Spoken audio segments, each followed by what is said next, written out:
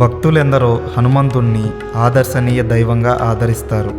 ఆయన్ని మహాబలుడు, బుద్ధిశాలి, కపిశ్రేష్ఠుడు, సర్వశాస్త్ర పారంగతుడు, స్వామి భక్తి పారాయణుడు, రామదూత అంటూ ఎన్నో విధాలుగా ప్రస్తుతిస్తారు. తల్లి అంజనాదేవి గనుక ఆయన్ని ఆంజనేయుడు అంటారు. అతని తండ్రి ఎవరనే విషయంలో శివమహాపురాణం, రామాయణం, పరాశర సంహిత మొదలైన గ్రంథాల్లోని వైవిధ్య గాథలతో ఆయన యొక్క దివ్యజననం ముడిపడి ఉంది. గతంలో అంజనాదేవి బ్రహ్మన్యాస్థానంలో ఒక అప్సరసలా ఉండేది. ఆమె బాల్యంలో ఒక మునికి తపోభంగం కలిగించినందుకు శపించబడింది. ఆమె బాల్యంలో కాళ్ళు ముడుచుకొని ధ్యానం చేసుకుంటున్న కోతిని చూసి ఆశ్చర్యంతో ఉత్సాహభరితంగా చిన్నపిల్ల అయిన అంజన కోతిపై పండ్లు విసిరింది. హఠాత్తుగా ధ్యానానికి భంగం కలిగిన కోతి రూపంలో ఉన్న ముని నిజరూపం పొంది కోపంతో అంజనను ఆమె ఎవరితోనైనా ప్రేమలో పడినప్పుడు కోతిగా మారమని శాపం ఇచ్చాడు. అంజన చేసిన తప్పును తెలుసుకొని ఆ మునిని క్షమాభిక్ష పెట్టమని యాచించింది. అప్పుడు ఆ ముని శాంతపడి శివుని అవతారమైన శిశువుకు ఆమె జన్మ ఇచ్చినప్పుడు ఆమె శాపం నుండి విడుదలవుతుంది అని వరమిచ్చాడు. అందువలన శాప విమోచనానికి అంజన భూమిపైన జన్మించింది. అడవిలో నివాసం ఏర్పరచుకున్న అంజన ఒకరోజు ఒక పురుషుణ్ణి చూసింది. ఆమె అతనితో ప్రేమలో పడింది. ఆమె ప్రేమలో పడిన క్షణం నుండి వెంటనే ఆమె కోతి రూపంలోకి మారింది.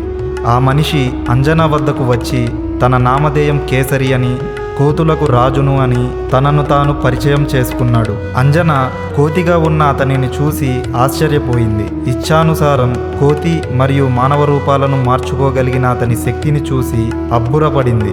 అతను తనను వివాహమాడమని అంజనను కోరాడు. అంజన మరియు కేసరి ఆ అడవిలోనే వివాహం చేసుకున్నారు.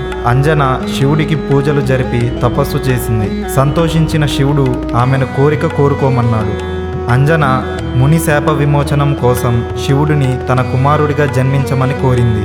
శివుడు ఆమె అభ్యర్థనను ఆమోదించాడు. ఇంకోవైపు దశరథుడు అయోధ్యరాజు సంతానం కోసం పుత్రకామేష్టి యజ్ఞం నిర్వర్తిస్తున్నాడు. తృప్తి చెందిన అగ్నిదేవుడు రాజుకు పవిత్రమైన పాయసం ఇచ్చాడు మరియు దైవాంశ సంభూతులైన సంతానం కోసం ఆ పాయసాన్ని అతని భార్యలకు పంచిపెట్టమని చెప్పాడు. రాజు అతని పెద్ద భార్య అయిన కౌసల్యకు ఒక భాగం ఇచ్చాడు. ఆ పవిత్ర పాయస భాగాన్ని ఒక గాలిపటం దూరంగా తీసుకెళ్ళింది. ఆ గాలిపటం ఆ పాయాస భాగాన్ని అంజన తపస్య స్థలంలో పడవేసింది. మహాదేవుడు అంజనా చేతిలో ఆ పాయసాన్ని ఉంచమని వాయుదేవుడికి ఆజ్ఞాపించాడు. పాయాసాన్ని చూసిన అంజన ఇది శివుని దీవెనలుగా భావించి సంతోషంగా ఆమె దానిని తాగింది.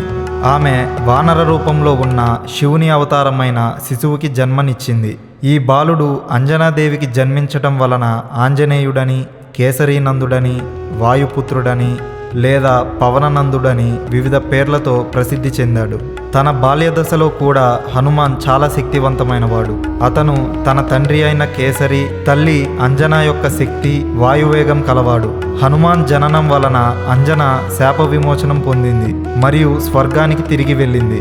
హనుమంతుడు 7 చిరంజీవులలో ఒకడు మరియు శ్రీరాముడికి ప్రచండమైన భక్తుడు. ఆయన లంకారాజు రావణుడి బారి నుండి సీతను కాపాడి తిరిగి శ్రీరాముడికి అప్పగించాడు. హనుమాన్ కథ మన జన్మ యొక్క రహస్యం, శక్తి గురించి తెలుసుకోవడంలో మనకు సహాయపడుతుంది. For more information subscribe to భారతీయత.